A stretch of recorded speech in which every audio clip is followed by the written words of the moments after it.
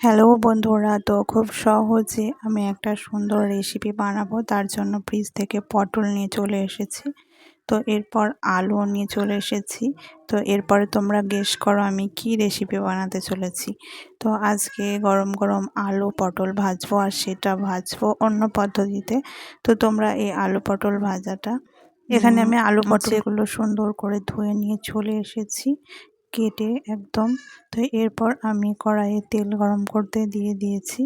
তো এরপর আমি হালকা তেল দিয়ে দেব। তো অল্প তেল আছে, আর একটু তেল লাগবে মনে হচ্ছে। তো অল্প পরিমাণ আর একটু তেল আমি এতে অ্যাড করে দিলাম।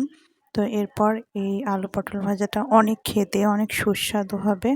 তো এখন আমি আলু পটলগুলো কড়াইয়ের মধ্যে দিয়ে দিচ্ছি। তো তোমরা ভাবছো যে আমি শুকনো লঙ্কা কেন ব্যবহার করছি না। তো আজকের রান্না হচ্ছে এটাই মেন বিষয়। রান্নাতে আমি কোনো শুকনো লঙ্কা বা হলুদ গুঁড়ো কিছুই ব্যবহার করব না, তবে খেতে অনেক মজার হবে। তো আমি পরিমাণ মতো এখানে নুন অ্যাড করে দিলাম। তো নুনটা নিজেদের পরিমাণ মতো দিয়ে দিতে হবে। তো এরপর আমি একটু সুন্দর করে নাড়াচাড়া করে দেব। আর এই যে পটল ভাজাটা, আলু পটল ভাজাটা, এটা তোমরা ভাতের সঙ্গেও খেতে পারো বা রুটির সঙ্গেও খেতে পারো। তবে গরম গরম খেলে অনেক বেশি ভালো লাগবে। তো এখন বাজে রাত 8টা।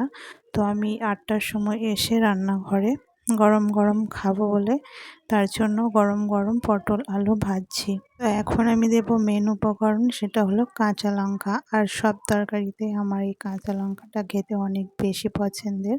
তো আগে এমনি কাঁচা লঙ্কা ছেনে খেতে পছন্দ করতাম, তবে এখন যে থেকে কাঁচা লঙ্কার তরকারিতে এরকম গোটা গোটা দিয়েছি, তো এর স্বাদ আরও অনেক বেশি বেড়ে গেছে। তাই এই রকম করেই আমি আলু পটলটা ভাজবো। তো বাচ্চাদের জন্য সুবিধা, তারা ঝাল খেতে পারবে না, সেখানে বাচ্চারা শুধু আলু পটলটা খাবে, তাদের ঝাল লাগবে না। আর যারা বড়রা, তারা এই লঙ্কাটা ভাতের সঙ্গেও ছেনে খেতে পারে বা রুটির সঙ্গেও খেতে পারে। আর আলু পটলটা নিয়ে আলু পটলটার সঙ্গেও খেতে পারে। তো অনেক সুন্দর লাগে এই রান্নাটা।